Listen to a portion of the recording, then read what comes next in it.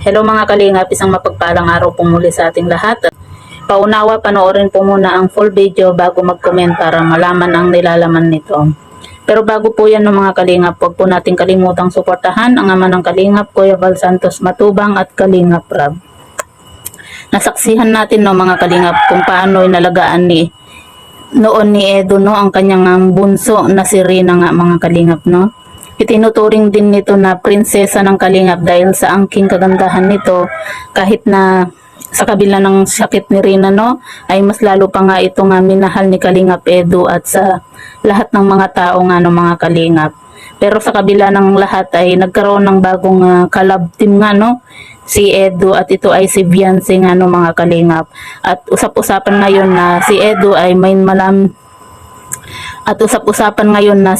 may malalim na nararamdaman para dito kay Beyonce kahit ayaw man nito nga sabihin ng diretsahan kay Beyonce ay nararamdaman pa rin nito ang tunay nitong nararamdaman para kay Beyonce nga mga kalingap.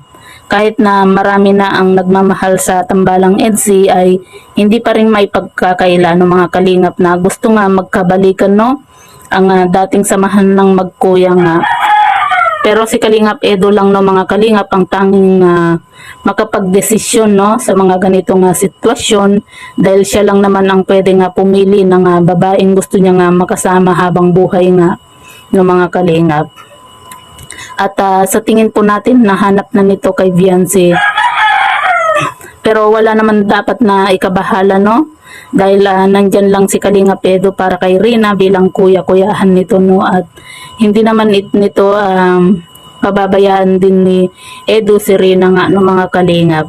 Marami din naman kasi ang nagmamahal kay Rina at sumusuporta kay Rina at isa na dun ang solid supporters ni Rina na kahit kailan hindi ito pinabayaan nga Samantala mga kalingap, Beyonce nagsalita na at sinabihan si Kalingap Rab na may mga basher na raw ito at yun nga po mga kalingap, nagme-mensahe pa nga raw ito sa kanya at sinasabihan nga hindi raw sila bagay ni Edo nga. Pero hindi naman din ito pinatulan ni Beyonce bagkus nagpasalamat pa nga ito sa kanyang mga basher nga mga kalingap. Kayo mga kalingap, ano po ang masasabi nyo sa video ito? I-comment nyo lang at babasahin po natin isa-isa. Puso ko'y naan para sa'yo,